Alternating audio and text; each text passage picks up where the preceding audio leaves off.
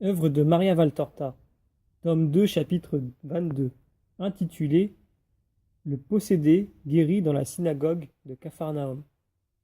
Vision du 2 novembre 1944. Je vois la synagogue de Capharnaüm. Elle est déjà remplie d'une foule qui attend. Des gens sur le seuil surveillent la place encore ensoleillée, bien que l'on aille vers le soir. Finalement, un cri s'élève. Le rabbi arrive! Tous se retournent vers la sortie. Les moins grands montent sur la pointe des pieds ou cherchent à se pousser en avant. Il y a même quelques disputes et quelques bousculades malgré les reproches des employés de la synagogue et des notables de la cité. La paix soit avec tous ceux qui cherchent la vérité. Jésus est sur le seuil et salue en bénissant, les bras tendus en avant. La lumière très vive qui vient de la place ensoleillée met en valeur sa grande taille et le nimbe de lumière. Il a quitté son habit blanc et porte ses vêtements ordinaires, bleu foncé. Il s'avance à travers la foule qui lui fait un passage, puis se resserre autour de lui, comme l'eau autour d'un navire. « Je suis malade, guéris-moi !» gémit un jeune homme qui me semble ici d'après son aspect, et qui tient Jésus par son vêtement. Jésus lui pose la main sur la tête et lui dit « Aie confiance, Dieu t'écoutera. Lâche-moi maintenant pour que je parle au peuple. Je viendrai à toi plus tard. » Le jeune homme le lâche et reste tranquille. « Qu'est-ce qu'il t'a dit ?» lui demande une femme qui porte un enfant sur ses bras. « Il m'a dit qu'après avoir parlé au peuple, il viendra vers moi. »« Il te guérit alors ?»« Je ne sais pas. Il m'a dit confiance. Moi, j'espère. »« Qu'est-ce qu'il t'a dit ? Qu'est-ce qu'il t'a dit ?» La foule veut savoir. La réponse de Jésus circule parmi le peuple. « Dans ce cas, je vais chercher mon enfant. Et moi, j'amène ici mon vieux père. Ah, si Agé voulait venir, je vais essayer, mais il ne viendra pas. » Jésus a rejoint sa place. Il salue le chef de la synagogue qui en fait autant. C'est un homme de petite taille, gras et vieillot. Jésus doit se pencher pour lui parler. On dirait un palmier qui s'incline vers un arbuste plus large que haut. « Que veux-tu que je te donne ?» demande le chef de la synagogue. « Ce que tu veux, ou bien au hasard, l'Esprit te guidera. »« Mais seras-tu préparé ?»« Je le suis, prends au hasard, je le répète, l'Esprit du Seigneur guidera ton choix pour le bien de ce peuple. » Le chef de la synagogue étend la main sur le tas de rouleaux. Il en prend un, l'ouvre et s'arrête sur un passage donné. « Voilà, dit-il. » Jésus prend le rouleau et lit à l'endroit indiqué. « Lève-toi et sanctifie le peuple et dis-leur, sanctifiez-vous pour demain, car ainsi parle Yahvé, le Dieu d'Israël. L'anathème est au milieu de toi, Israël. Tu ne pourras pas tenir devant tes ennemis jusqu'à ce que vous ayez écarté l'anathème du milieu de vous. » Il s'arrête, roule le rouleau et le rend. La foule est très attentive. Seul quelqu'un chuchote. « Nous allons en entendre de belles contre les ennemis. C'est le roi d'Israël, le promis, qui rassemble son peuple. » Jésus tend les bras dans son attitude oratoire. Le silence est total.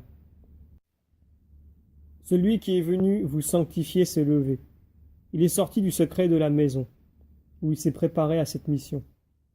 Il s'est purifié pour vous donner l'exemple de la purification. Il a pris position face aux puissants du temple et au peuple de Dieu. Et maintenant il est parmi vous. C'est moi, non pas comme le pensent et l'espèrent certains parmi vous qui ont l'esprit obscurci et le cœur troublé.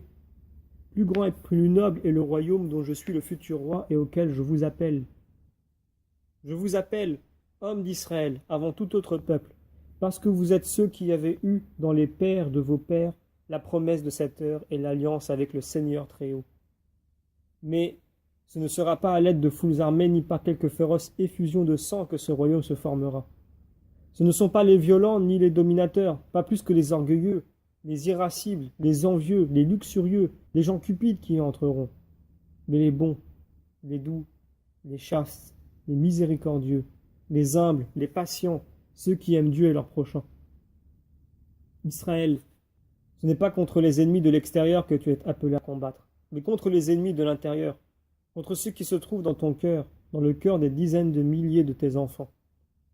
Ôtez l'anathème du péché de tous vos cœurs, si vous voulez que demain le Seigneur vous rassemble et vous dise: mon peuple reçoit le royaume qui ne sera plus vaincu, ni envahi, ni attaqué par les ennemis.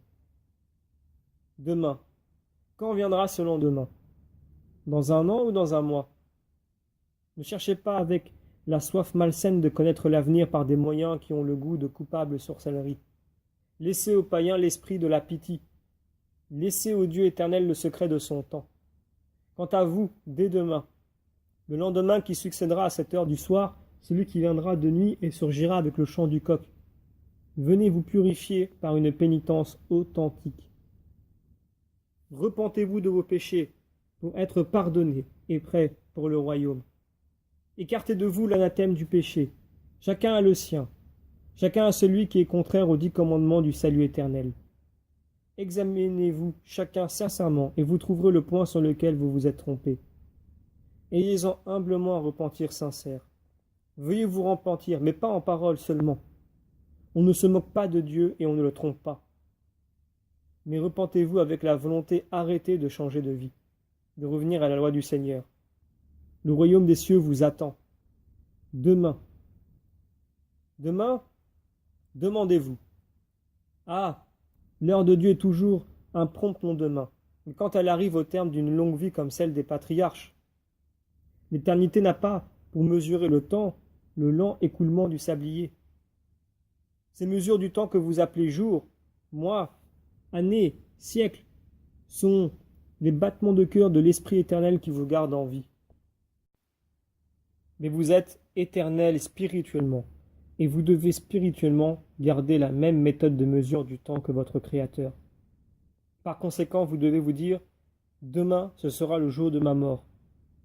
Bien plus, il n'y a pas de mort pour celui qui est fidèle, mais un repos dans l'attente du Messie qui ouvre les portes des cieux. En vérité, je vous déclare que parmi ceux qui sont ici présents, 27 seulement devront attendre leur mort. Les autres seront jugés dès avant leur mort, et celle-ci les fera passer à Dieu ou à Mammon sans délai, parce que le Messie est venu. Il est parmi vous et vous appelle pour vous apporter la bonne nouvelle, vous instruire de la vérité, vous assurer le salut et le ciel.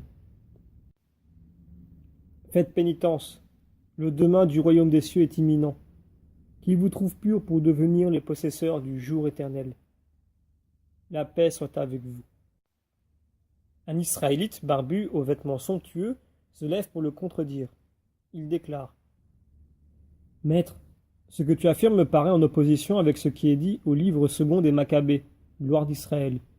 Il y est écrit: quand les pécheurs ne sont pas laissés longtemps à eux-mêmes, mais que le châtiment ne tarde pas à les atteindre, c'est une marque de grande bonté. À l'égard des autres nations, le Maître attend avec longanimité pour les châtier, qu'elles arrivent à combler la mesure de leur iniquité. Toi, au contraire, tu parles comme si le Très-Haut pouvait être très lent à nous punir, comme s'il nous demandait, à l'instar des autres peuples, au temps du jugement, quand la mesure des péchés sera comble. Vraiment, les faits apportent un démenti. Israël est puni, comme le dit l'histoire des Maccabées. Mais si c'était comme tu le prétends, n'y aurait-il pas un désaccord entre ton enseignement et celui qui ressort de la phrase que je t'ai apportée? J'ignore qui tu es, mais qui que tu sois, je te réponds. Il n'y a pas de désaccord dans la doctrine, mais dans la manière d'interpréter les paroles. Tu les interprètes d'une manière humaine, moi d'une manière spirituelle. En digne représentant de la majorité des hommes, tu vois tout dans une référence au présent et à ce qui se passe. Moi, en représentant de Dieu, j'explique tout et en fais l'application à l'éternel et au surnaturel. Yahvé vous a frappé. Oui, dans le présent, à cause de votre orgueil et de votre prétention à être un peuple selon les idées de la terre. Mais comme il vous a aimé, comme il a usé de patience envers vous plus qu'envers aucun autre, en vous accordant à vous, le Sauveur, son Messie, pour que vous l'écoutiez et que vous vous sauviez avant l'heure de la colère divine. Il ne veut plus que vous soyez pécheurs, mais s'il vous a frappé en ce monde qui passe, voyant que la blessure ne guérit pas, mais au contraire émousse toujours plus votre âme, il vous envoie, non pas la punition, mais le salut. Il vous envoie celui qui vous guérit et vous sauve. Moi qui vous parle. Ne te trouves pas prétentieux de te poser en représentant de Dieu? Aucun des prophètes n'a eu cette audace. Et toi, qui es-tu, toi qui parles? Et sur l'ordre de qui parles-tu? Les prophètes ne pouvaient dire de même ce que je dis de moi. Qui suis-je? L'attendu, le promis, le Rédempteur. Vous avez déjà entendu celui qui m'a précédé proclamer: préparez les voies du Seigneur, voici que vient le Seigneur Dieu. Comme un berger, il paîtra son troupeau, tout en étant l'agneau de la vraie Pâque. Il y a parmi vous des gens qui ont entendu ces paroles de la bouche du précurseur et qui ont vu le ciel s'éclairer sous l'effet d'une lumière qui descendait en forme de colombe, qui ont entendu une voix qui disait qui j'étais. Sur l'ordre de qui je parle? Sur l'ordre de celui qui est et qui m'envoie. Certes, tu peux le dire, mais tu peux être un menteur ou être dans l'illusion. Tes paroles sont saintes, mais Satan lui aussi a des paroles trompeuses masquées de sainteté pour entraîner dans l'erreur. Nous ne te connaissons pas. Je suis Jésus, fils de Joseph, de la race de David, né à Bethléem Ephrata, selon la promesse, appelé Nazaréen parce que j'habite Nazareth. Cela du point de vue du monde. Selon Dieu, je suis son Messie. Mes disciples le savent. Oh! Eux, ils peuvent affirmer ce qu'ils veulent et ce que tu leur fais dire. Un autre parlera, qui ne m'aime pas et dira qui je suis. Attends que j'appelle une des personnes présentes. Jésus regarde la foule, étonné de la discussion, choqué et divisé en opinions contraires. Il cherche quelqu'un avec ses yeux de saphir, puis crie à haute voix. Âgé, approche-toi, je te l'ordonne. Murmure dans la foule qui s'ouvre pour laisser passer un homme secoué de tremblements et soutenu par une femme. Connais-tu cet homme? Oui, c'est Âgé, fils de Malachie, d'ici, de Capharnaüm. Il est possédé par un esprit malin qui le fait entrer dans des accès de folie furieuse et soudaine. Tout le monde le connaît? La foule crie. Oui, oui. Quelqu'un peut-il dire qu'il m'a parlé ne serait-ce que quelques minutes? La foule crie. Non, non, il est comme hébété et ne sort jamais de chez lui, et personne ne t'y a jamais vu. Femme, amène-le-moi. La femme le pousse et le traîne. Le pauvre homme tremble d'autant plus fort. Le chef de la synagogue avertit Jésus. Attention, le démon va le tourmenter, et alors il s'excite, griffe et mord. La foule s'écarte en se pressant contre les murs.